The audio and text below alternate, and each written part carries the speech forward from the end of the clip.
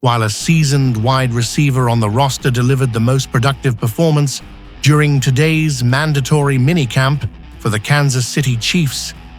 An under-the-radar prospect is beginning to surge, making a legitimate push for one of the final wide receiver spots after reportedly delivering a standout showing and one of the top catches of the day. Meanwhile, someone many believed might hold out during minicamp surprisingly showed up, an encouraging sign. However, a few players are still recovering from lingering injuries that are worth noting. I'll unpack all of that and more as we break down the most critical takeaways from today's practice and press conferences featuring several Chiefs players. Let's dive in. The first official day of mandatory minicamp has come and gone in Kansas City, and not only are things off to a better-than-expected start, there's already a lot to glean from the initial session. First off, speculation surrounded whether starting right guard Trey Smith would attend minicamp given his ongoing negotiations for a long-term contract extension. With July 15th as the deadline and no deal yet finalized, many anticipated he might skip camp, especially since even coach Andy Reid seemed uncertain about his participation just last week. Despite the uncertainty, Trey showed up, and not just to shake hands. He was fully engaged and working with his teammates. This is a huge positive, indicating there's no behind-the-scenes drama or tension. Smith's presence is a clear sign he wants to remain in Kansas City long-term and is committed to preparing for the 2025 NFL season alongside his brothers in the trenches. Financially, skipping camp could have cost him around $100,000 in fines. Pocket change when compared to a potential $22+ million per year contract. Still, his attendance speaks volumes about his character and priorities. According to Pete Sweeney of Arrowhead Pride, while there's no certainty a deal gets finalized this week, both parties seem motivated to find a resolution. That's promising. Let's hope it gets done. Bottom line, Smith is leading with his actions. No theatrics, just focus, and that deserves respect. Pay the man. Next. Chris Jones, the self-proclaimed CEO of Sack Nation, also spoke with the media today and praised Trey's presence, acknowledging how much energy he brings to the offensive line room. He even joked that he's glad Smith isn't going about his contract situation the same way he did last year, drawing laughs from reporters. For those who recall, Jones held out of training camp, skipped week 1, and watched from the stands as the Chiefs lost to the Lions. That holdout ultimately netted him a restructured one-year deal with incentives, but not the massive extension he wanted at the time. That all changed after the season, of course, when Jones signed a record-setting deal to become the NFL's highest-paid defensive tackle. Hopefully, Trey Smith follows in those footsteps, minus the holdout. Jones also shared that his commitment to OTAs and minicamp this offseason stems from the sting of that Super Bowl defeat. It wasn't just the loss itself, but the way it happened, standing atop the mountain, only to fall short. Now he's more motivated than ever to help lead the charge back to the top.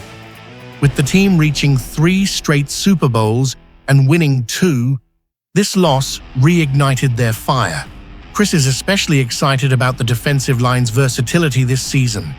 Many of their guys, himself included along with Charles Omenihu and Mike Danner, can line up both inside and out. That kind of flexibility is invaluable. He also praised rookie DT Omar Norman-Lott, calling him an athletic guy who will be ready to roll once training camp is over. No more baby fat, in CJ's words. Notably, Norman-Lott is the only Chiefs draft pick who has yet to sign his rookie deal. But don't panic. The delay is largely due to a new precedent. 2 other second-round picks received fully guaranteed contracts, a first in league history. Norman Lott was selected later in the round, so it's unlikely he receives the same. And since he's actively practicing and participating, his unsigned status isn't a concern. Chris also took a moment to recognize second-year lineman Kingsley Suamataia, expected to start at left guard. According to Jones, Kingsley is progressing well, adjusting to the interior position after transitioning from tackle. That's a big development for the offensive line's future. Speaking of linemen, newly signed defensive tackle Jerry Tillery, formerly of the Chargers, shared his excitement about teaming up with Chris Jones instead of facing him. He said, "Having CJ command double teams allows others to play freely, and he's soaking up all the knowledge he can from the All-Pro veteran." Tillery praised the Chiefs' high standards, competitive practices, and championship mindset, saying that's why he's here, to contribute to a winning culture. On the topic of standout performers, rookie third-round corner Nicario Nick Williams had another impressive play today, securing an interception during team drills. Linebacker Brandon George, an undrafted free agent, with an elite relative athletic score of 9.98, also notched a pick, showing that raw athleticism and instincts are translating well on the field. From top-tier veterans to rising rookies, the Chiefs' minicamp is already proving to be a blend of business, intensity, and hunger for another title run. During today's team drills, both Null Williams and Brandon George hauled in interceptions, continuing their impressive off-season momentum. Safety Shamari Connor added to the defensive highlight reel with a superb pass breakup. However, it wasn't all defense dominating. Cornerback Christian Fulton was in tight coverage on Justin Ross, but Ross elevated and high-pointed the ball over him for a spectacular grab.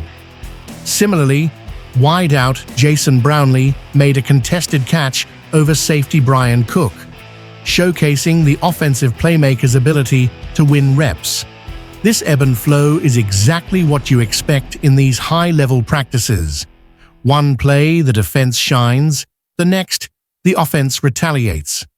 Among the offensive standouts was none other than Travis Kelce, who was not only present, but also dialed in.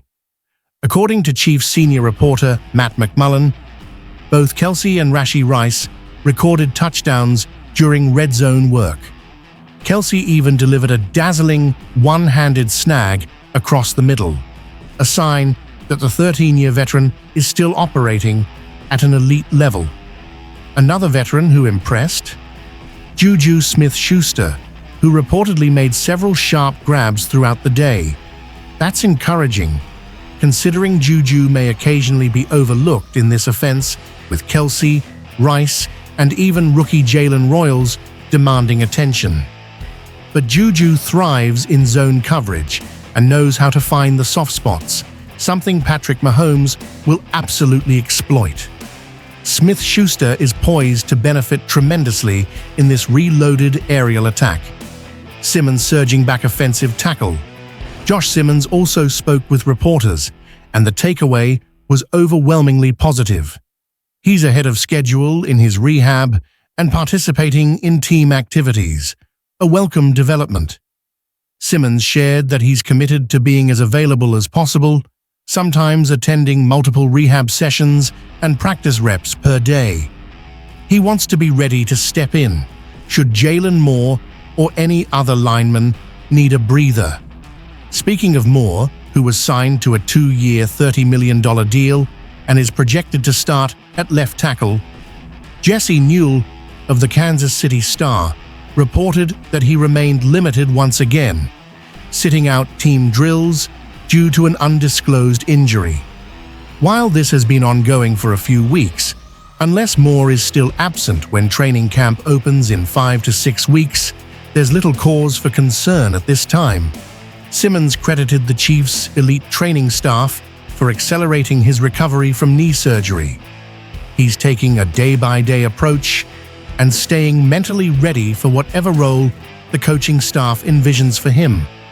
He even shared that Andy Reid has been offering daily post-practice mentorship, walking him through Mahomes' decision-making process and defensive reads, which Simmons finds incredibly valuable as he adjusts to the speed and complexity of the NFL. Overall, Simmons came across as confident, focused, and deeply motivated. And if Jalen Moore doesn't heal up in time, Simmons could find himself protecting Mahomes on opening day, though the team won't rush that timeline unless he's 100% medically cleared. Hollywood Brown, healthy and hungry. Another player rebounding from injury is wide receiver Marquise Hollywood Brown. After suffering a sternoclavicular dislocation last season and playing sparingly down the stretch, Brown appears rejuvenated, both mentally and physically. He's been diligently training, reshaping his body, and retooling his game. Brown told reporters he's grateful to be back in Kansas City and eager to build on last year's limited momentum. He insists he feels like his old self again and is ready to deliver on expectations. And I believe him. Both he and Charles Omenihu are on one-year prove-it contracts, coming off abbreviated campaigns that didn't match their personal standards. Omenihu recovering from an ACL tear and Brown returning from a significant shoulder injury weren't at full strength last year. But now, both appear re-energized and committed to making an impact. Hollywood even mentioned that this is the deepest and most competitive wide receiver room he's ever been part of. The 2025 NFL Draft came and went, and while most fans were laser-focused on the flashy top picks, something intriguing was brewing down at pick number 32. Now I know what you're thinking. Pick 32? That's just the last pick of the first round. What's the big deal? Let me tell you, that mindset is exactly why so many people miss the forest for the trees when it comes to constructing championship rosters. True dynasties aren't built on just the top 5 picks that everybody obsesses over on social media. They're forged in the fire of identifying hidden gems where others see risk, spotting raw talent where others see question marks, and having the guts to make bold decisions when the stakes are sky high. And that's precisely what Kansas City did when they stepped up to the podium and announced their selection. The name that echoed through the draft was Josh Simmons, an offensive tackle from Ohio State University. Now, before you roll your eyes and mutter, "Another offensive lineman, how thrilling," let me break down why this pick could either be the steal of the draft or the haunting misstep that shadows this franchise for years. First off, let's talk about what Ohio State has been producing lately in the trenches. We're talking about a veritable factory of NFL-ready talent. These aren't just big bodies filling space. They're polished, technically sound, fundamentally disciplined players who grasp the intricacies of pass protection and run blocking at the elite level. When you see that Ohio State logo next to a lineman's name, you'd better sit up straight. History shows that Columbus knows how to mold linemen into pros. But here's where it gets truly fascinating. And I need you all to lock in, because this is critical to understanding the gravity of this pick. Josh Simmons wasn't supposed to be on the board at pick 32. Hell, most draft experts graded him as a top 10 talent. Some even put him in the top 5. So what went wrong? How did a player with that kind of pedigree slip all the way to the tail end of the first round? The answer is one word that strikes terror into the hearts of general managers, coaches, and fans alike: injuries.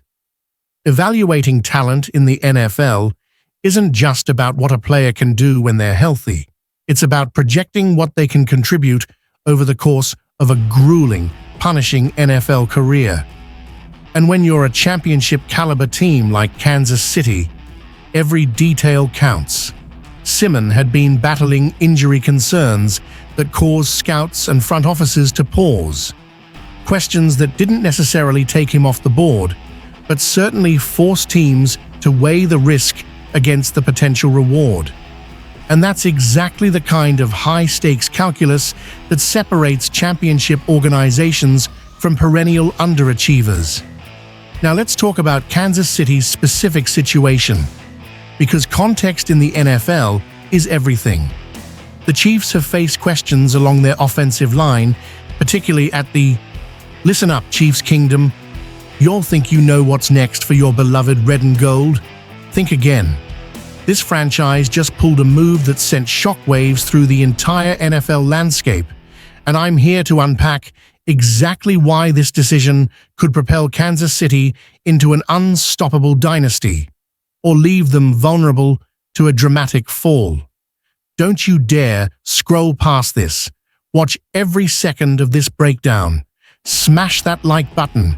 Drop a W in the comments if you believe in the Chiefs, or an L if you've lost faith, and hit that subscribe button, because what I'm about to reveal will forever transform how you see this team's future.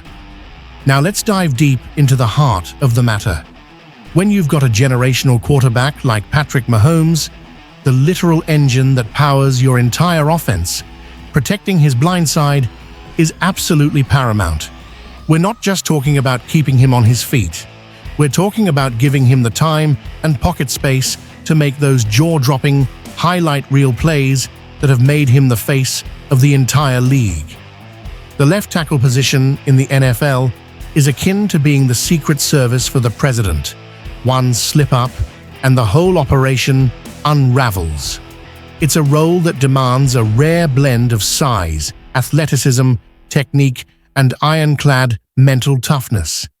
You're facing off against some of the most ferocious pass rushers on the planet, guys who've been honing their craft since childhood. And your singular mission is to ensure they don't get anywhere near your quarterback. What makes this pick even more compelling is how it aligns with Kansas City's long-term blueprint. This isn't just about patching a hole for the 2025 season. This is about laying the foundation for sustained excellence over the next 5 to 10 years. When you draft an offensive tackle in the first round, you're not just selecting a player, you're securing a franchise cornerstone, someone you can build your offensive identity around for years to come. Drop your thoughts in the comments below.